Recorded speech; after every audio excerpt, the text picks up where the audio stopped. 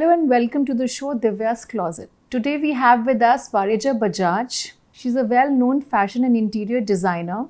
Varija has 3 apparel brands, Lela, Office and You, and Varija Design Studio. She's also an interior designer under Varija Home.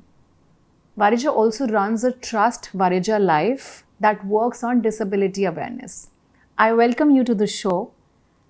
So without much ado, let's get on with our conversation. Before we start talking about the business side of it, I want to know, where did it all start? What's your educational background? And I want to know more about how did you get into fashion? Ouch, that's a difficult question, Divya. First of all, thank you for having me here. I've been a very confused person as a child, and 20 years back, there was nothing called the career orientation. वो essay लिखते थे, my aim and my ambition in school, and everybody had similar essays: doctor, teacher, engineer, pilot. Yeah. So I have gone through that stage where I wanted to be a doctor, and my father was inclined to push me to become a doctor, and so I am from the medical background in school. Very confused, moved on to doing philosophy honors from Miranda House, Delhi. I knew I had to get into the field of creativity, but what really, I didn't know much. There was not much which was exposed to then. So I gave exams for all the creative fields. So I gave exams for fashion designing, for creative writing, for mass communications. Incidentally, I didn't get through any of the fashion schools. And I thought maybe I'm not destined to become a fashion designer. I got through mass communication. So I got through Jamia Millia, I got through Sapphire's Bombay, I got through Xavier's Bombay, and I thought maybe that's what destiny has in store for me. So I went on to pursue advertising from Xavier's Bombay. Okay. Worked in advertising for a while in Bombay and in Delhi. Oh. And I realized that I'm only exposed to the marketing side of the entire product cycle.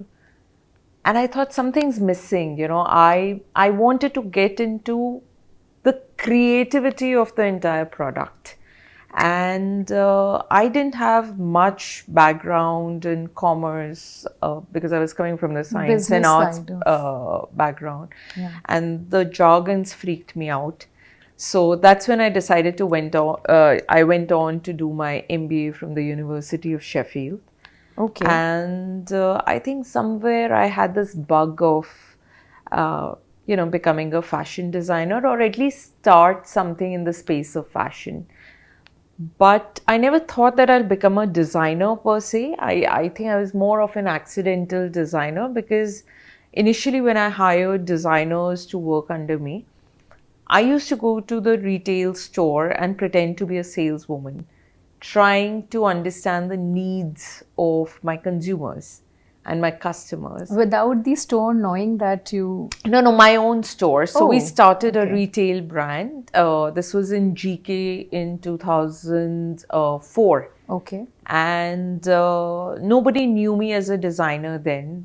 I would dress up like a saleswoman, and typically, asking customers what do they like, what they don't like, and whatever that they actually liked, my designers were not designing that, because they were more inclined to design for the ramp than real people. And I think that was a huge disconnect, because in management they say if your customer wants rotten apples, you give them rotten apples. Must sell rotten apples. Yes. So it's very important to understand the need of the consumer. And 6 months down the line, I fired the designers who were working under me, because I had invested too much money to back out. And I started designing myself. And who were you designing for? For my retail Common store. people. Yeah, absolutely. GK. So we started something called the fusion clothing then. तब उसको Indo-Western बोलते थे, because globalization was happening. Yes. Travel was becoming cheap. People were traveling around the world. Kurtas became kurtis. So there was a lot of fusion of various cultures that was coming in. Indo-Western. Yes. So I'm talking 2004. Yes. And yes, so that's how it began. And I get really paranoid when I don't know anything. So I was not coming from the technical background of design. So I started reading a lot. I started researching a lot from my tailors, from my master, from my vendors. You learned by doing it. Yes, and lot of experiments. So much so that 20 years down the line, we as an organization or we as brands have created our own algorithms of design, and which is not there in theory today. But are they being used by people anywhere? No, these are our own theories, and in fact, I'm associated with about 35-40 colleges today. And you're propagating them there? I am teaching. Wow. Because what we use as part of our brands, be it in technical design or even in our processes, it is not there in theory in the fashion world. So, but that's how it happens, no? That we do it first and then we publish books, and they become, the study material for possibly the newer generation. That's in the pipeline. I might write a book someday. I need enough raw material to publish or a maybe book. If you present it to the board, the fashion and retail board, I don't know. So in fact, if you allow me to share, because I wasn't coming from the design background, my thought process was very different from people who had studied theory. Yes. So I thought that if I'm blessed to design for people like you and me, who can express, who can talk, and often not even express, the language of unspoken. So a lot of times we as designers, we gauge your psychology, we gauge what is your educational background, what economic background you must be coming from, what cultural background or social background you're coming from. And that's required, because if you come up with something that's meant for me, I'll embrace it more. So that's what a typical salesperson also does. And I thought if I'm blessed to design for people like you and me and understand the language of unspoken, maybe I'm blessed to design for people who cannot speak actually, or people sitting on the wheelchair the entire day, or an autistic child who has very specific texture, color issues, or a Down syndrome kid. And just out of curiosity, I started reading about it, and I realized that there was absolutely no data or any theory or literature in that space. And no brand.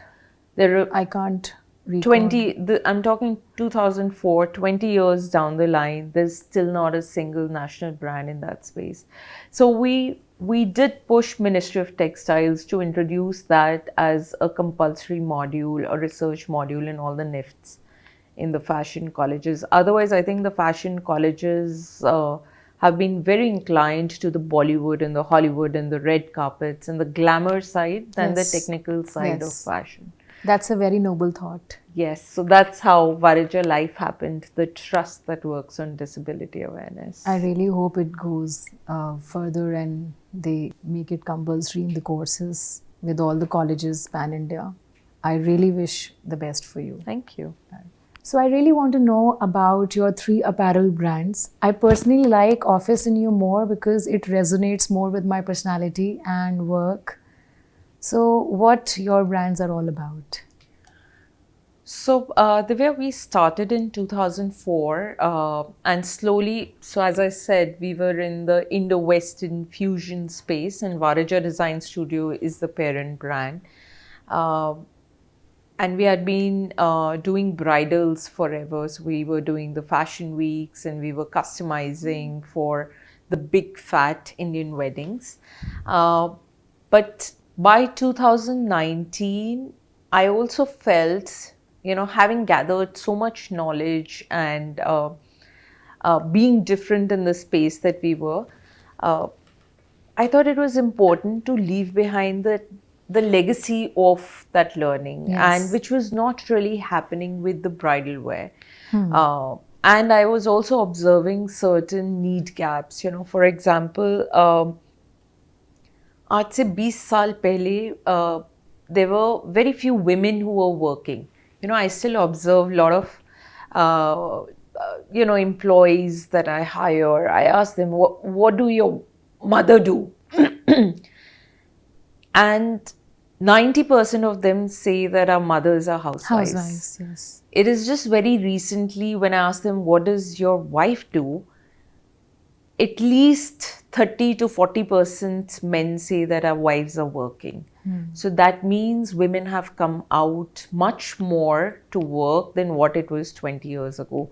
Hence, there is a need for their professional clothing or workwear. Absolutely. And that's where Office and You came. I incidentally attended a conference which was in 2017. And there was this lady, very well accomplished, running an agency. She was a moderator on the stage. This was a conference with 5,000 people attending it. And she was wearing resort wear on The set. on the stage. And that's where the question triggered, that does she not have enough options in the market? Is she not educated enough to wear the right kind of clothing at such a platform? Or is it that designers like us have not done enough to offer her the right clothing? Yes. And I actually thought that there were negligible brands then with regards to workwear, and she was slightly plus size. So maybe pure Western wear would have not worked for her. Maybe she doesn't know what actually to wear in a place like maybe that. she was not comfortable wearing Western wear. So of course everybody knows what's workwear. There are international brands in the country. Yes. But Indian women are not very comfortable carrying Western wear for the body structure that they have. Yes. So the definition of workwear was limited to what was being brought in from the West. And India being very peculiar in its own needs, it's culturally sensitive. It is, women are combating with weather conditions. They're traveling by metros, they're traveling by trains, they're traveling by rickshaws, they're working in labor-intensive environment where where there are a lot of male staff as well. They're not very comfortable wearing Western And there wear. are inhibitions, yes. Absolutely. And a lot of women, they are also staying with in-laws, where in-laws are not comfortable where the woman is working and she's stepping out. They would still insist that you should wear something Indian before you Preferably a sari, and that's what maybe you thought and So came up with. incidentally, 50% of our clothing is in Office and You. 50% of our clothing is Western. Typically what you and me would wear to a boardroom meeting, corporate, or the definition that has been brought in from the West. The balance 50% we have, so another 30% we have something called the feet on street. Feet on street. Feet on street, which is women on the go. Okay. Who are on the street, And who are what on the does that sales mean? job, who Oh. are teachers, who are doctors, who are lawyers, who are probably working with street children, So running what an do NGO. they get to wear? So they get to wear the Indianized version of what workwear can be. So it's the suity version of what workwear can be, Okay. but a smart rendition, which no brand at that point was offering. And easy to carry, and they can... Absolutely. So it of course doesn't have dupattas and scarves, but it's a very suity version. So you have a plazo, you have a bottom, and you have a longer shirt, keeping in mind pear-shaped body structures which 90% women have in India. They have longer sleeves, also dealing with the weather, and they are anti-crease. So they don't crush through the day, considering that their work profile would be Yes. very, very cumbersome. And the third category that we have in Office and You is socials. So again, it reminded me of that very same lady who was on the that stage, stage, yes. that if a woman is supposed to, is attending an award function or an event on behalf of her organization, either she's wearing a Kanjivaram sari or she's wearing a little black dress. Sorry, you're still at work. So what will you wear, which is something more than your regular office wear? It is dressy, it is partyish, but still within the code of conduct of uh, what workwear should be. Should be. So so I'm wearing something called the socials. So right now, and so it's slightly partyish, but So this is also a part of Office and You. yes, it's one of the subcategories. And within that subcategory, we've launched saris. So I think a couple of years ago, saris were discarded by women because it was it was a symbol of freedom for women, because they were being forced to wear saris, getting married into conservative families. It was a symbol of freedom not to wear saris. But I think now a lot of women are embracing saris because they're embracing their culture, they're embracing their femininity, they're embracing the Yes, I fact feel that it's saris actually make you very look feminine. beautiful. And it's a very inclusive garment because it doesn't body shame you. So saris look good on all body shapes and all sizes. So that's I what totally Office and You agree is with all you. about. Yes, that's absolutely true. And our third brand, of course, is Leila. Leila is it's party wear. It's Fun. bohemian. It's fun. It's lounge wear, resort wear for both men and women. Yes, I truly love it, and I feel that I would have so much from Lela when I go out for my travel. Absolutely. Your next vacation is sponsored by us. Thank you so much. Varija, what's your vision for Office and You? I mean, I'm sure the brand looks amazing. It is absolutely as per the need of Indian women. What are your future plans going ahead with Office and You? So the way Office and You is a very well-researched brand. It took us a lot of time to eventually launch the brand. So we've researched about the weather conditions that women work in. Some women work in air-conditioned environments. Some women are battling weather conditions on the road. They're battling the sun. Right. And as I said, they're commuting by public transport. So we make sure that majority of our product line is anti-crease, so you can sleep in them and yet be perfect, Wow, that's in front of the camera or by the wonderful. by the end of the day. So there's a lot of research that has gone behind what works well for Indian women. So textile research, we've developed a lot of textiles, especially for the brand. We've developed certain prints. When we were about to launch saris, all that we got were very floral saris or handloom saris, which would crush by the end of the day Yes. for working women. So a lot of research has gone behind the technical aspect of the brand.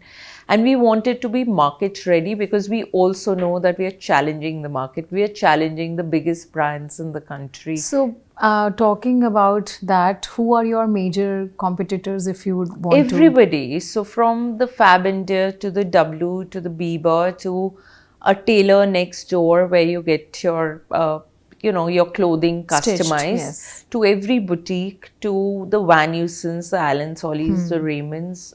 I think everybody is a competition. I won't say anybody is a direct competition, yeah. but in bits and pieces, all of them are competition because Yeah. there is an advantage and disadvantage of doing something for being the first. The advantage is that you're the master of the game. You create the rules of the game and everybody follows. The disadvantage is that you don't have a learning curve. Yes, and you are creating that space for yourself for the first time. For the first time. So I'm sure a lot of other brands in last 4 years that have come up, we see that they have got it very easy because we've already paved the way for them. And that also keeps us on our toes because we know that for us to stand out, we have to, I think, the strength is the brand research, Right. which we have, worked on for several years, and the legacy that we have for last 20 years being in the industry. Having said that, we've only focused on e-commerce space post-COVID, because that was the best And way that's to be. working for Absolutely, retail but I think brands, most now of the retail brand brands. really needs a physical touch and feel. So that's where we are now getting into the offline stores, and we are shortlisting the best places for the offline stores of Office and You as well as for Leila. Because the kind of research that we've got online and in the digital space, how as strategists, again, behind closed doors, you think that working women are only in metros or tier 1 cities. 50% of our sales are coming from tier 2, tier 3, and tier 4 cities. Because I think the price point is great, Yes. and you may have done your research very well, and 90% of the females that work today are from tier 2, tier 3 cities. So you'll be surprised, Divya. I think a lot of these women who are buying Office India are not even working. It's just smart clothing. It is clothing that empowers you. Yes, It is clothing that you aspire to be in. So for example, okay. maybe a woman in tier 3, tier 4 city, every woman wants to call herself as a working woman today. It empowers her. So I for think all it's you a thought yeah. of being called or perceived as a working woman, and anybody would want to wear a brand like Office and You because it maybe gives them enough confidence Yeah. that Yeah, so this is not Yeah. something that we strategize, but this did come out of our research. So we will also be looking at, smaller cities when we go full-fledged in our offline presence. And even if one is not working, one may feel and may choose to wear Office and You on a normal lunch day or at a dinner maybe True. with friends. So it Yes. is wearable that way as well. Absolutely. How do you want people to perceive Office and You as? It's an irony, like what I said. It's a lot that we plan in closed doors. The strategy, the boardroom strategies often go for a toss when you are actually out there in the market. Yes. So we did plan it for working women. We did plan it keeping in mind all the things that a working woman faces during her role when she's going out to work.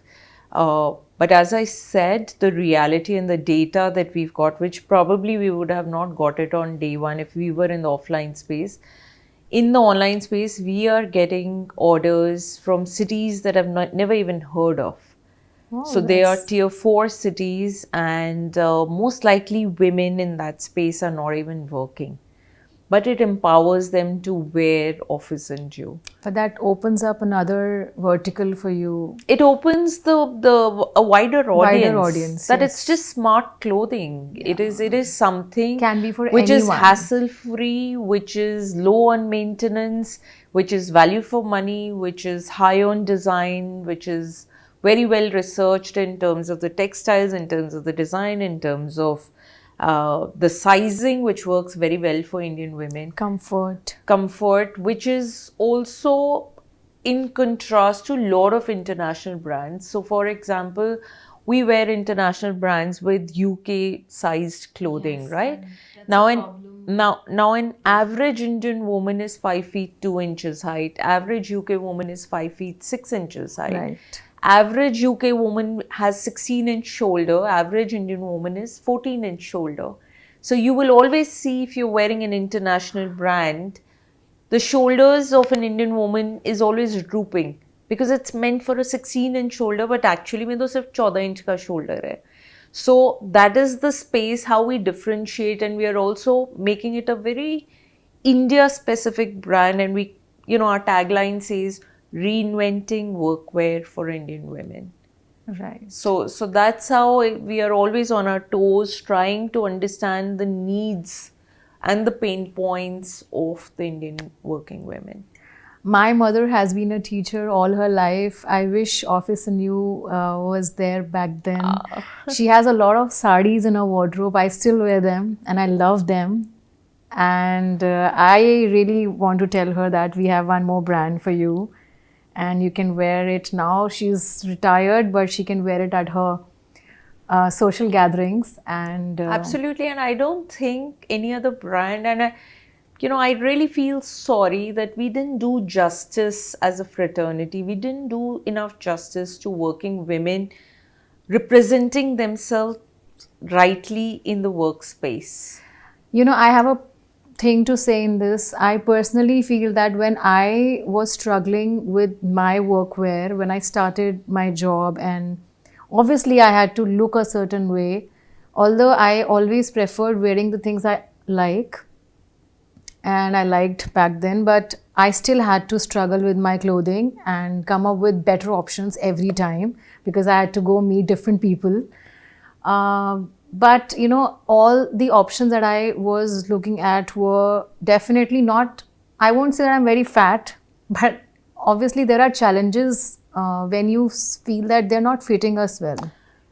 So there were no body is proportionate. Proportionate. With my 20 years of Yeah. experience, considering we were doing bridals and we were actually taking measurements of every consumer, 99% people, 99% people, they have their left armhole and right armhole measurements different. Oh, I didn't know that. Yes, so no body is proportionate. So anything between a half an inch to 2.5 inches, you'll find difference in your left and right armhole. So to say that you will clone everybody or typecast everybody In into the a same standard small, standard. medium, large XL, it is against nature. Yes. So which is why we also customize. We customize to the sizes and we don't charge anything extra for that. So even on our website, it's very clearly written, if you want something, so you might be a small on the top, you might be extra large at the bottom, we'll take care of it. Wow. That's very, very nice. So, I'm sure that you have had a wonderful journey building these beautiful brands.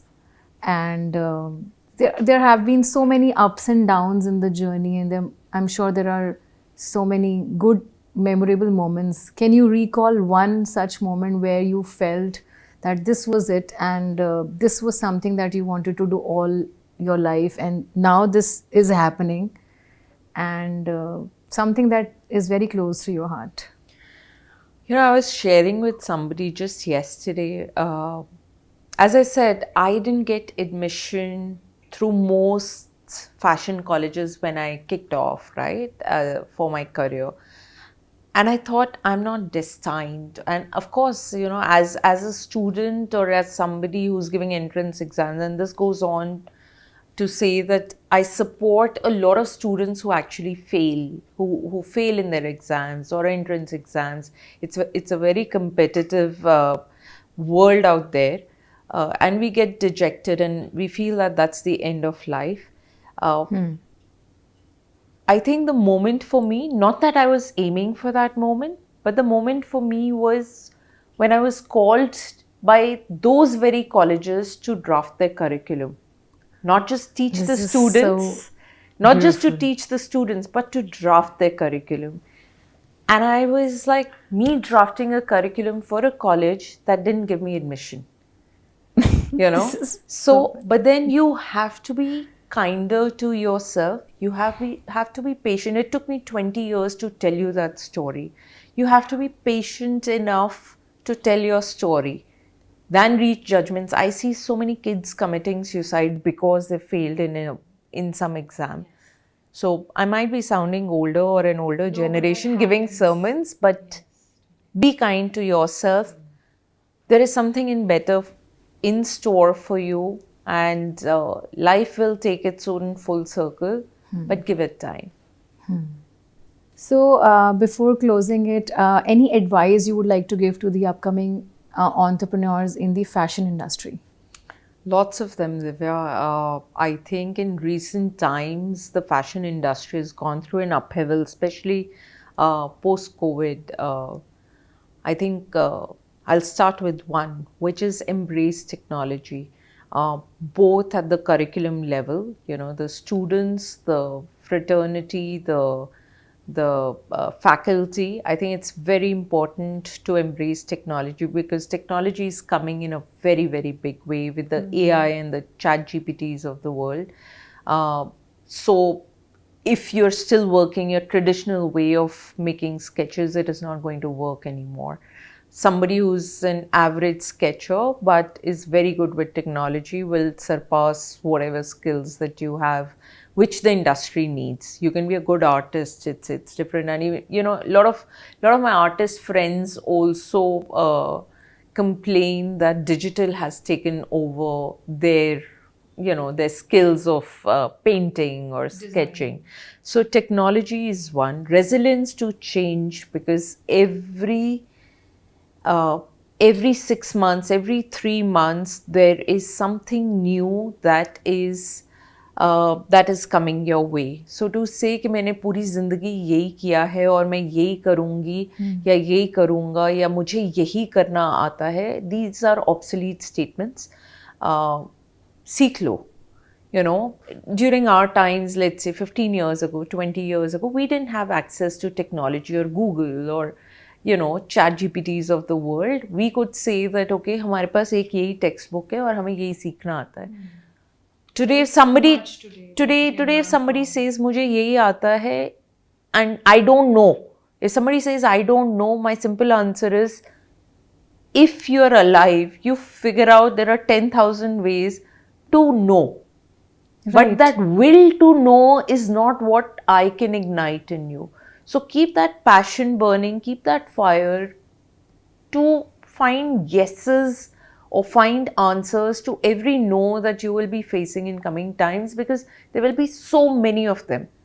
And even children, what they're studying today will be redundant by the time they will pass out from school. Yes. Or the students who are studying in colleges, trust me, by the time you pass out of colleges, this will become redundant and there will be some new skill that will be required. There will be some new aspect of fashion that will be required. You'll have to adapt to it. Evolving and... On those lines, just my 2 cents of wisdom. No, thank you so much for your wonderful advice to the students out there. So let's go on with the rapid fire very quickly. I'm scared, okay. No, I think you will have a lot of fun answering those questions. Rapid fire only then. Okay. So the first question is, how are you at work and how are you out of the work? How am I at work? I think you need to ask my colleagues. How am I out of work? You need to ask my family. But I think I'm pretty much the same. I'm a hard taskmaster. I know that for sure now, you know. Which celebrity style do you like the most? I think what I like about certain celebrities, let's say someone like a Hrithik Roshan, it's very effortless. And that's what I feel fashion should be. It should just be so part of your style rather than making that extra effort to look a particular way. So it just looks so natural as part of his personality. Indian prints or funky prints? Funky. High-end brands or affordable clothing?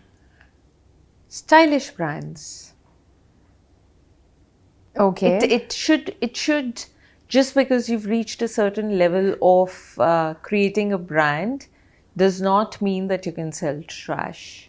Yeah, but so you recommend... I'm okay, and I absolutely buying endorse... from the streets also. Absolutely. I wear a lot of streetwear and I pick up things from the flea markets.